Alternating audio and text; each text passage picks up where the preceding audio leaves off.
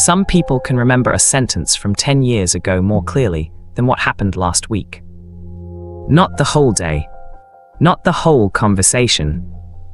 Just one moment, one look, one tone shift, one thing someone said without thinking.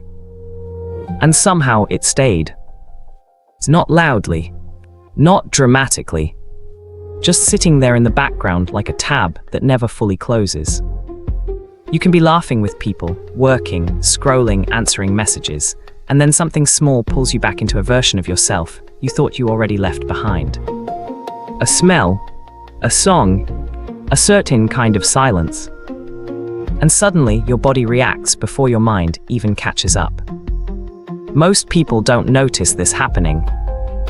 They just think you're too sensitive, or quiet, or distant sometimes. But there's usually something deeper underneath people who struggle to move on from things. And strangely, it's not always because the past mattered more to them. Sometimes it's because their nervous system never got the signal that it was over. That's the part people misunderstand. They think letting go is a decision. Like the mind is a room you can clean whenever you feel motivated enough. But human beings don't work like that. Especially after emotional experiences that change the way they saw themselves. Because the brain doesn't only remember events. It remembers emotional danger. And once something becomes emotionally attached to survival, rejection, shame, abandonment, humiliation, betrayal, the brain stores it differently. Not as history, as preparation. That's why some people replay old conversations in their head for years. Why they mentally rewrite situations long after everyone else forgot them. Why certain memories still feel physically active even when time has passed. Their body never filed it away as finished. And people who haven't experienced that often mistake it for obsession. But many times, it's actually unresolved emotional patterning. There's a difference.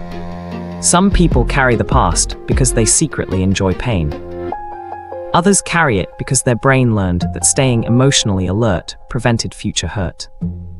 And once that pattern forms, it can quietly shape an entire personality. You start becoming someone who overthinks before speaking. Someone who analyzes tone changes. Someone who notices distance immediately. Not because you're dramatic. Because somewhere in your life, missing emotional signals became costly. What's interesting is that this doesn't always come from major trauma. Sometimes it comes from repeated smaller experiences. Being misunderstood constantly as a child. Growing up around unpredictable emotions. Feeling emotionally dismissed whenever you expressed pain. Having to move on quickly before your feelings were fully processed. A lot of people learned very early that their emotions had nowhere safe to land. So instead of processing experiences, they stored them.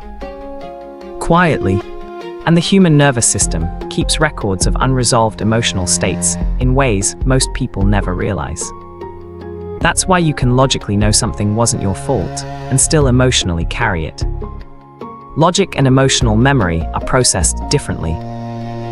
The rational part of the brain can understand something long before the nervous system believes it. Which explains why some people still react to old pain even after they've healed. Because healing isn't always forgetting. Sometimes it's just becoming less controlled by the memory. And honestly, some people don't even realize how much of their identity became organized around the past. They think they're just careful. But deep down, they're preventing old emotions from happening again. That's why certain people struggle with new relationships, even when they genuinely want connection. Not because they enjoy isolation. Because closeness activates old emotional uncertainty. And the brain prefers familiar pain over unfamiliar vulnerability. That sounds dramatic until you realize how adaptive the human brain actually is. The nervous system is designed to predict outcomes using previous experiences. If emotional openness once led to embarrassment, abandonment, criticism, or instability, the brain remembers. Not to punish you, to protect you. That's why people who can't let go of the past are often extremely self-aware. Sometimes too self-aware. They notice patterns others miss. Energy shifts, behavioral inconsistencies, micro-expressions, unspoken tension. Because they had to. At some point in life, reading emotional environments became survival. And people often praise this awareness without understanding the cost attached to it. Because hyper-awareness sounds useful until you realize it's exhausting. Imagine constantly scanning conversations for hidden meaning, replaying interactions after they end, preparing emotionally for disappointment before anything even happens. That kind of mental vigilance can make peace feel unfamiliar. And this creates a strange contradiction. People who hold onto the past are often deeply emotionally intelligent, but struggle to feel emotionally safe themselves. They can understand everyone else's pain while secretly feeling trapped inside their own unresolved emotional history. And the difficult part is that the outside world usually rewards functionality, not emotional processing. So many people become incredibly productive while internally carrying years of unresolved grief, shame, regret, or disappointment. They look fine, but internally, they're still emotionally negotiating with moments nobody else even remembers. And sometimes the past they can't let go of isn't even about another person. Sometimes it's an old version of themselves. The version that trusted too easily. The version that stayed too long. The version that tolerated things they would never tolerate now.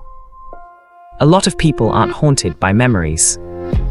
They're haunted by who they became during those memories.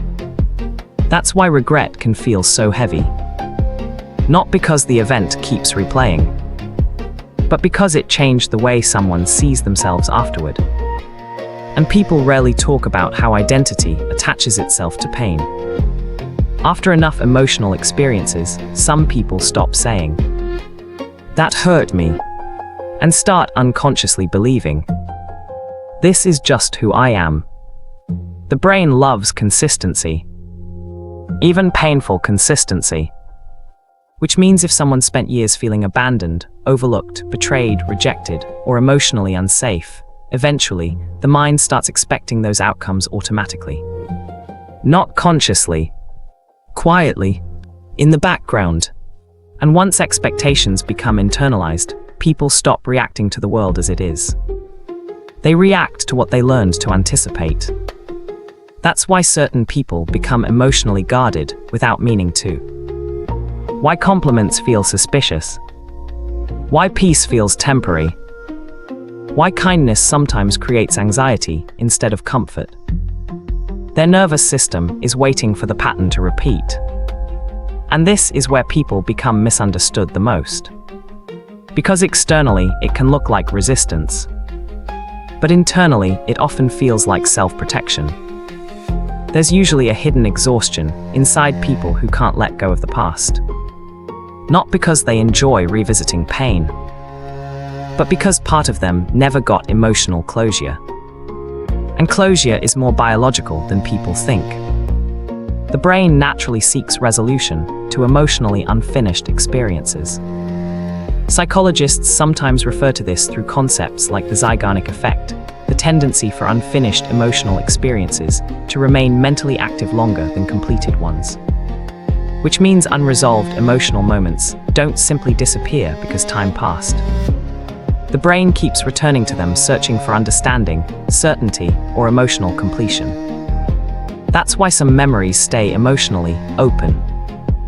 Especially the ones that changed how you viewed trust, safety, love, or yourself. And sometimes people become frustrated with themselves because they think, "I should be over this by now." But emotional timelines are not linear.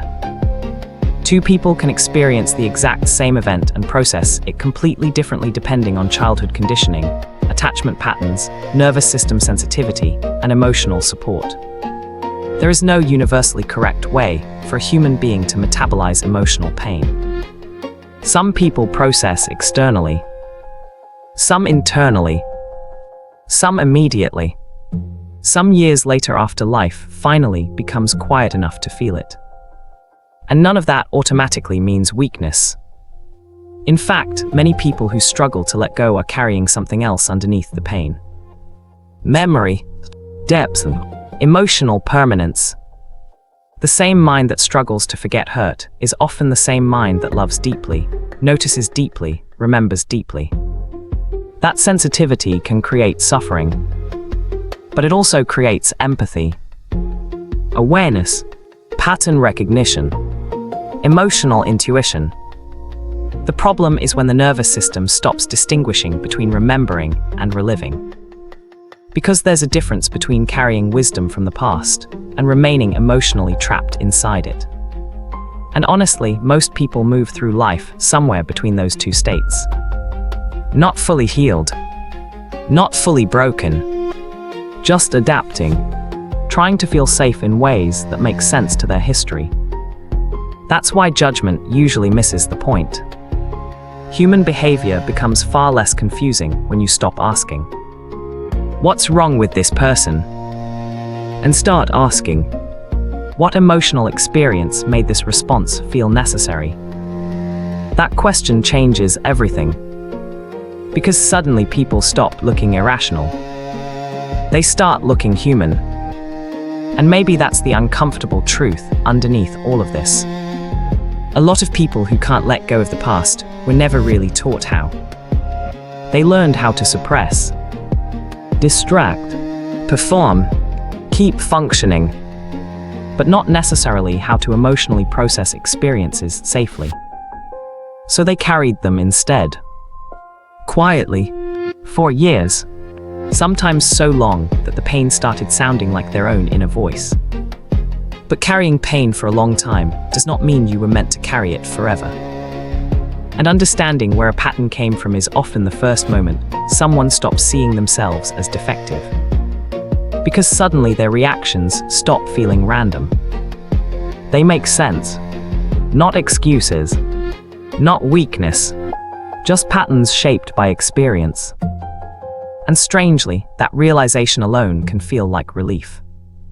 Not because the past disappears, but because it finally stops feeling like proof that something is wrong with you. Some memories stay longer than others. Some versions of ourselves echo longer than expected. Some emotional wounds close quietly instead of dramatically. That's part of being human. And maybe the goal was never to erase the past completely. Maybe it was learning how to exist without constantly reopening it. There's a difference. Appreciate you for watching. Drop your location in the comments. Where are you tuning in from? And if certain memories still feel strangely alive inside you, there's probably another reason for that too. If this kind of content speaks to you, you already know what to do.